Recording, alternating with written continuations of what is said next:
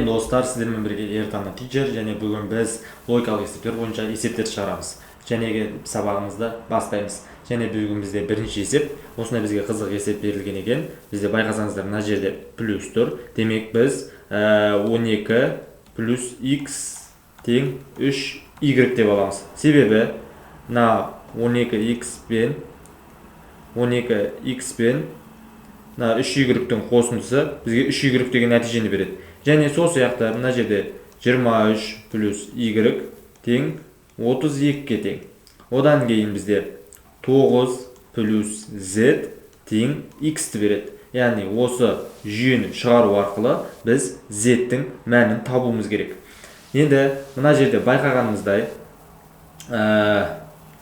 3y дегеніміз, мына жерден y-ті тауып алсақ, y бізде 32 минус 23-ке тең. Демек, y-іміз 9-ға тең.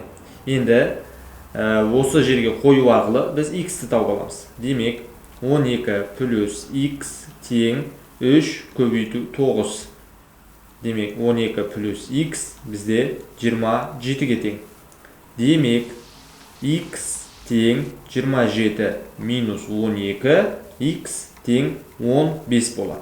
Біз міне байқасаңыздар, y-ті тауып алдық, x-ті тауып алдық. Енді z-ті тауымыз керек.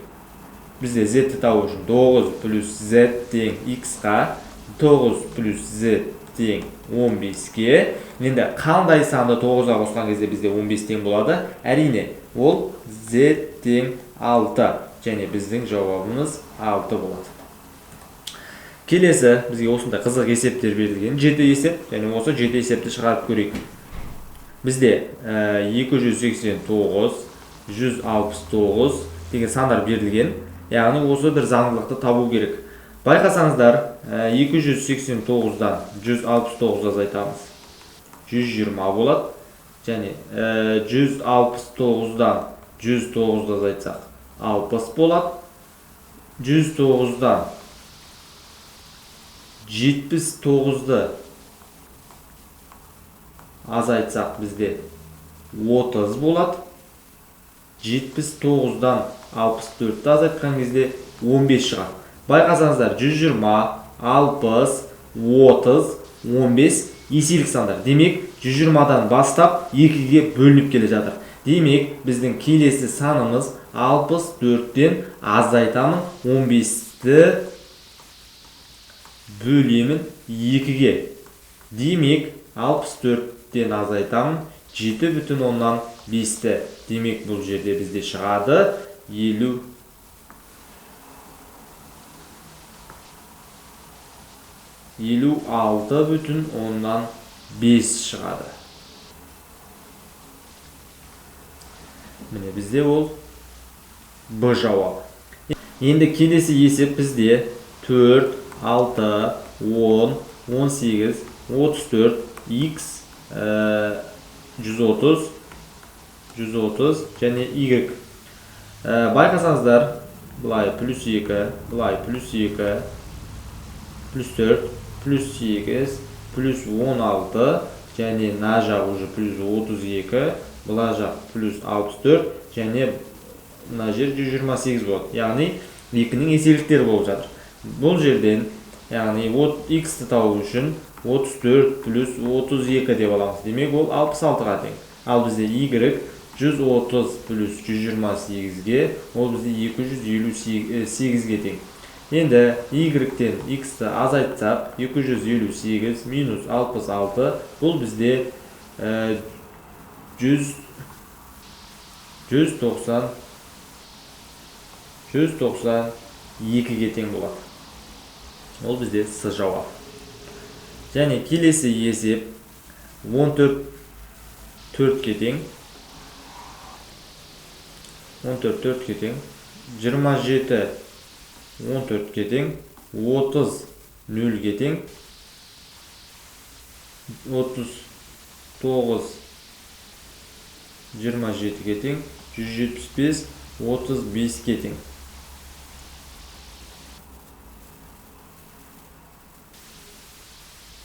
Енді бізге табу керек 145-ті қаншаға тең болатынын.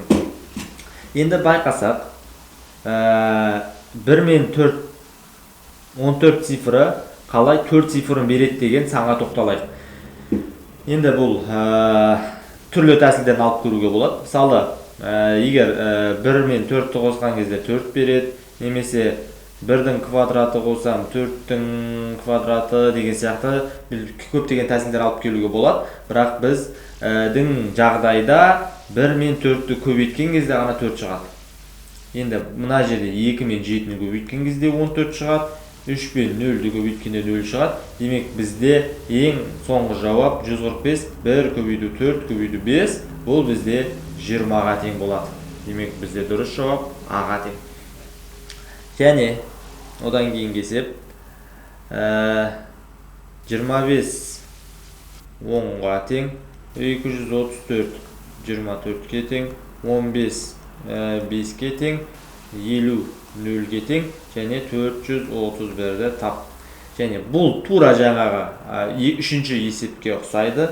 Байқасаңыздар 2 мен 5-ті көбейткенде 10-ға тең, 2 көбейту 3 көбейту 4 бізде 24-ке тең, 15 1 мен 5-ті көбейтсең 5-ке тең, 5 пен 0-ді көбейтсең 0-ге тең. Демек 4, 3, 1 цифрларының көбейтіндісі бізде 12-ге тең болады екен. Және бұл бізде жауап Д жауабы. Және келесі есеп 3, 5, 9, 17, 33. 3, 5, 9, 33. 17, 33. Осы берілген сандардың заңдылығын табуымыз керек. Менің ойыма бірден келгені, яғни әрқайсының арасында қандай сандар бар екен. Яғни бірінші біз ылғида тізбек белгілегенде мен ылғида осыдан бастаймын. Сіздерге де осыдан бастауға кеңес беремін. Болмай жатса, басқа да тәсілдерді көруге болады. Бізде 3 пен 5-тің арасында плюс 2, 5 пен 9-ның арасында плюс 4, 9 мен 17-ның арасында плюс 8, 17 мен 36-ның арасында плюс 16. Демек, 33-тен кейінгі сан 32-ге қосылады. Демек 33 плюс 32 тең 65 болады. Бізде бұл дұрыс жауап С. Және Марат машиналарын келесі ретпен бояды. Көк, жасыл,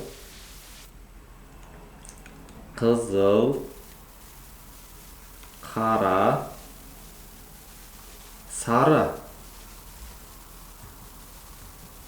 Көк, жасыл, қызыл, қара, сары. Және бізге 29-шы мәшиненің түсін анықтаңыз дейді. Яғни 29-шы мәшиненің түсі. Мәшине түсі.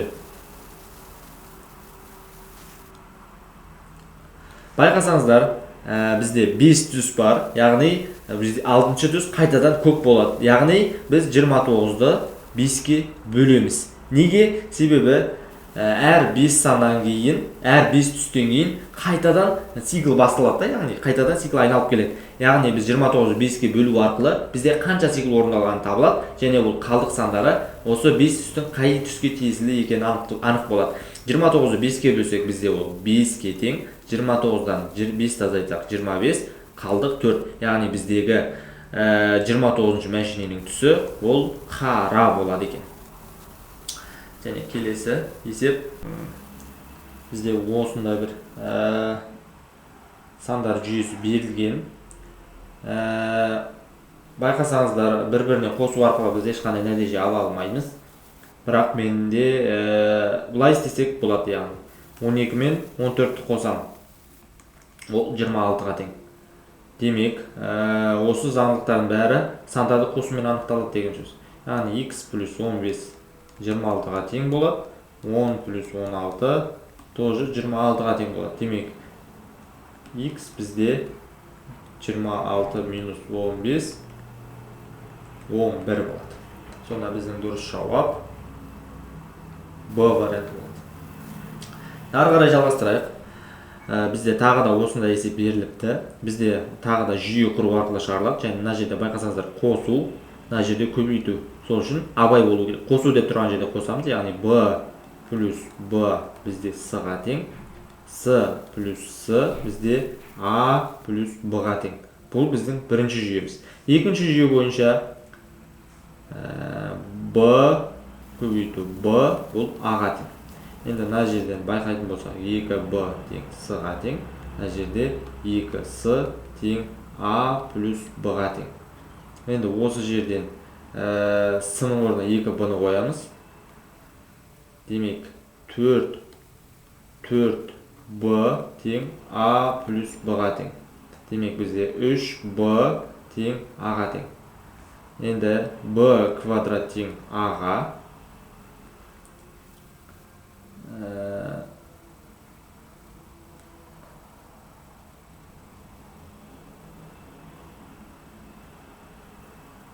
b квадрат тең a-ға. Демек b квадрат тең 3b-ға. b квадрат минус 3b тең 0-ге. b жақсан сыртына шығарып жібереміз. b минус 3 тең 0. Демек бізде b 3-ге тең. Демек b 3-ге тең болса a бізде 9-ға тең. s бізде 6-ға тең. Демек a мен s-ны көбейтсек 54-ге тең болады. Д жауап. Және тура осындай тағы бір есеп. Бұл жерде байқасаңыздар көбейту деп тұр. Демек бізде b көбейту a бұл бізде 14-ге тең. Яғни міне b мынау a, яғни екеуінің түйіскен жерінің бұл түйіскен жері бұл көбейтудің мәні болып саналады. Және s көбейту s бізде 64-ге тең. a көбейту s 56-ға тең. Енді осы жерден байқасаңыздар қандай санның квадраты бұл 64-ті берсе бұл бізде 8. Яғни қандай с бізде 8 болғандықтан 8a тең 56. Қандай санды 8-ге көбейтсе 56 шығады. Яғни a тең 7-ге тең. Енді қандай санды 7-ге көбейткен 14 шығады. Яғни b бізде 2-ге тең болады екен. Және b тең 2. Және бізде келесі есеп, бұл бізде жиынға қатысты есеп екен. A жайында 28 әріп бар. B жиыны 28, S жиыны 32, A және B жиындарында 10 әріп бар. B және S жиындарында 14, A және S жиындарында 11, A, B және S жиындарында 4 әріп бар дейді. Енді біз 3 жиынды сұрайық. Бізде бірінші A жиыны, B жиыны және S жиыны. Байқасаңыздар, 3 жиынға да тиісті бізде 4 әріп бар. Бұл, яғни үшеуінің қиылысы бізде осы жерге тіреліп тұр. Яғни осы жерде 4 әріп бар деп айтамыз. Осы жерде 4 әріп болса, A және S жиындарында 11 әріп, яғни екеуінде 11 әріп болса, мына жерде 7 әріп болады. Және B және S жиындарында 14 әріп, мына жерде 10 болады. A және B жиындарында 10 әріп болса, мына жерде 6 болады. Бізде A жиыны 28 әріп, мұна үшеуінің қосындысына 28 азайтамыз. 6 қосу 4 қосу 7, бізде 28 азайту 17, 11. A жиынында 11 әріп, B жиынында бізде 28 әріп тоже. 28 азайтамын 6 плюс 4 плюс 10, ол 28 азайтамын 28 азайтамын 20, 8 әріп. Демек B жиынында 8 әріп, S жиынында 32. 32 азайтамын 7 плюс 4 плюс 10, ол бізде 32 минус 21 тең 11 болады. Демек бізде S жиынында 11 әріп. Тек қана 2 жиынға қатысты 6 плюс 10 плюс 7, бұл бізде 17 плюс 6 тең 23. Тек қана 2 жиынға қатысты 23 әріпіміз бар. Тек қана B жиынына қатысты бізде 8 әріп бар. Жалпы бізде қанша әріп бар дейтін сұраққа жауап беретін болсақ, бүкіл әріптерді қосып шығамыз. 11 плюс 6 плюс 8 плюс 10 плюс 4 плюс 7 плюс 11. Демек 22 плюс 24 плюс 11 46 57 әріп бар. Және бізде жалпы 57 әріп бар. Және бұл бізде соңғы есеп. Марат, Арман, Омар және Жалғас театр қойылымын тамашалауға келді. Суретте көрсетілген бос орындарды оларды неше әдіспен отырғызуға болады дейді. Бізде жалпы 7 орын бар. 7 орын.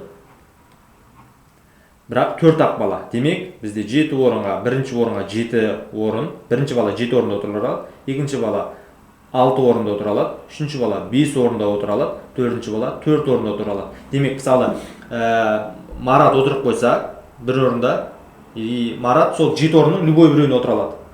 Одан кейін Арман, Марат отырып қойғандықтан кез келген 6 орынға отырады. Омар, Марат пен Арман отырып қойғандықтан кез келген 5 орында отырады. Жалғас, үшеуі отырып қойған 4 орынға отырады. Демек, біз осы үшеуін көбейтеміз. Демек, бізде 840 болады. Бұл бізде теруге байланысты, яғни болған есеп болатын. Және бүгін бізде осымен есептеріміз аяқталды. Және бізбен бірге, менімен бірге болғандарыңыз үшін көптен көп рахмет. Есептерім түсінікті деп ойлаймын. Қош, сау болыңыздар.